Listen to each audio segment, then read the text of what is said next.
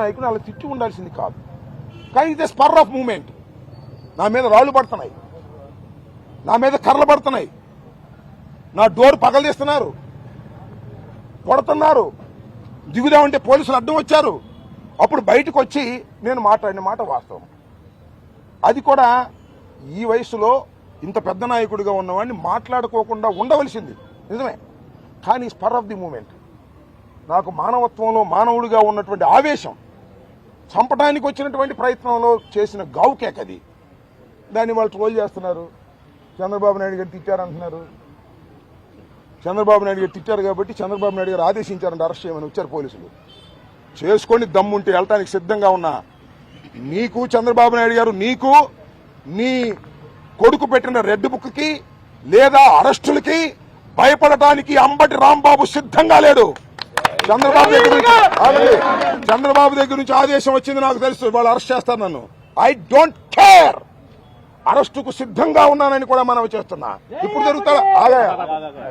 దొరుకుతాడా అని చూశారు. ఇప్పుడు దొరికాను అనుకుంటున్నారు. చంద్రబాబుని బూతులు తిట్టాడు కదా, అందుకని అరెస్ట్ చేసేస్తే సింపతి రాదనుకుంటున్నారు. నేను చంద్రబాబుని బూతులు తిట్టలేదు.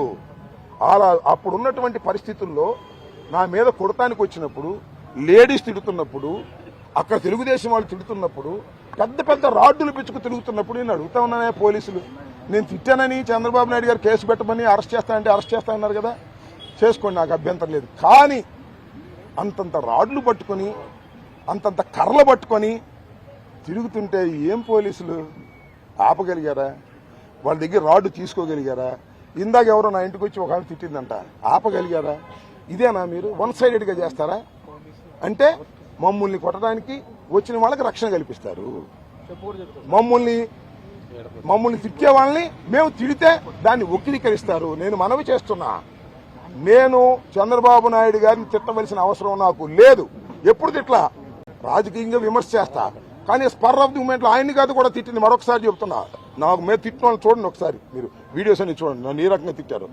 ఒక మహిళ తిట్టింది, ఇష్టం వచ్చినట్టుగా తిట్టింది.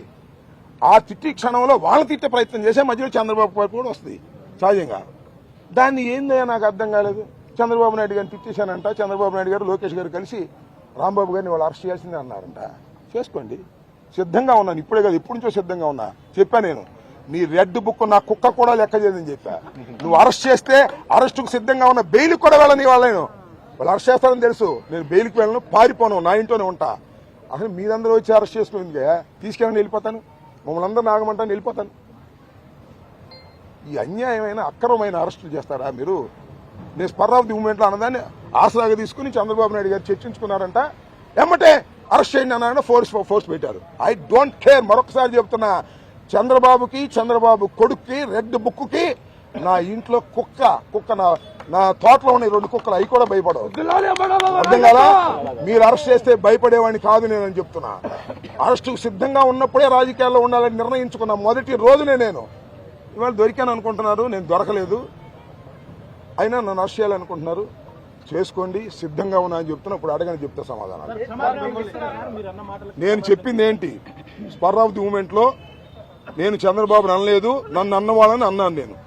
అక్కడ అన్నారు లేదో, నాగరాజు నువ్వు కూడా ఉన్నావు కదా, నన్ను తిట్టారో లేదో చెప్పు. నువ్వు సాక్ష్యం చెప్పడానికి భయపడతావు. నన్ను తిట్టారో లేదా? ఆ తిట్టిన ఆగు, నన్ను ఇందాక వచ్చింది ఒక లేడీ వచ్చింది అంటే వాళ్ళు తిడుతుంటే ఆ స్పర్ ఆఫ్ ది మూమెంట్ లో ఆగండి, ఒక మానవుడిగా తిట్టకూడదు నేను వాళ్ళని. వాళ్ళు నన్ను తిట్టొచ్చా? నేను తిట్టాను కాబట్టి అది ఫోకస్ అయింది. అది కూడా స్పర్ ఆఫ్ ది మూమెంట్. తిట్టి ఉండాల్సింది కాదు, వాళ్ళు ఎదవలైనా సరే నేను తిట్టి ఉండాల్సింది కాదు.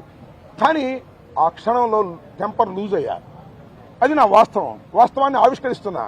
చంద్రబాబు అరెస్టుకు భయపడి చెప్పట్లా నేను. ఇది నా పొద్దు నుంచి పీకుతుంది నన్ను మనసులో. ఎందుకురా ఇలా బూతులు మాట్లాడాను? ఆ లేడీస్ నన్ను తిట్టింది కానీ ఆ లేడీని ఎందుకు బూతులు మాట్లాడాను? అక్కడ ఉన్నటువంటి కార్పొరేటర్లు ఎందుకు బూతులు మాట్లాడాను?